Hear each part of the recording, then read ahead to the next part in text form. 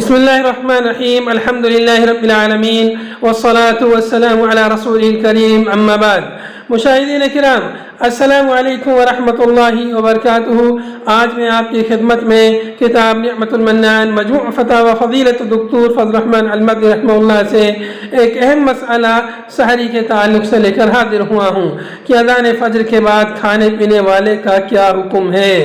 استاد محترم ڈاکٹر الرحمن المدنی رحمہ اللہ سے سوال کیا گیا کہ ایک شخص نے نفلی روزے کی نیت کی، لیکن تاخیر سے بیدار ہونے اور کھانا لیٹ سے ملنے کی وجہ سے اذان شروع ہونے کے ساتھ کھانا شروع کیا اور اذان ختم ہونے کے بعد چائے پی۔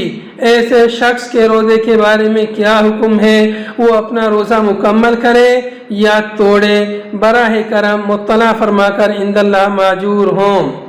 اس سوال کے جواب میں استاد محترم ڈاکٹر الرحمن المدنی رحمہ اللہ نے فرمایا کہ اگر طلوع صبح صادق سے قبل اذان شروع ہوئی اور شخص مذکور نے اذان کے ساتھ کھانا شروع کیا مگر طلوع صبح صادق سے قبل فارغ ہو گیا تو اس کا روزہ صحیح ہو جائے گا۔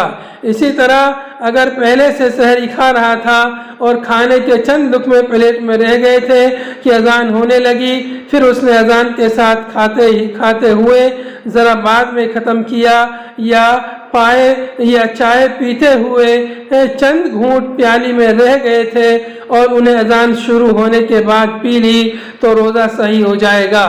رہا آج کا واقعہ تو تحقیق کرنے سے معلوم ہوا کہ فجر کی اذان صبح صادق سے تقریباً 5 منٹ پہلے ہوئی۔